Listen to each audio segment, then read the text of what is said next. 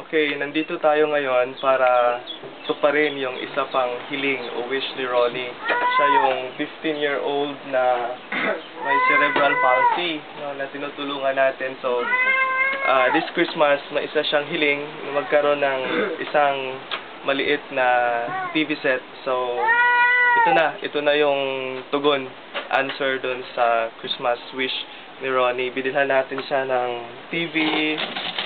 Ronnie, ito na yung TV mo, Tingnan mo, Salamat. Bagong-bago, halika. Salamat. Yun, bagong-bago. Yung TV. See?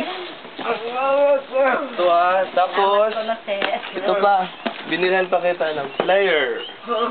So, this is good so that hindi na kailangan ni Ronnie na pumunta pa sa kapitbahay at mangdisturbo para makapanood ng mga magagandang movies at saka educational movies.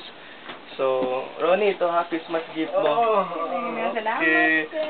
So, thank you very much to all our mission partners for making this possible. Let's hope and pray that we can continue to help Ronnie. Ronnie, Merry Christmas! Okay. That's it for now. Thank you and God bless.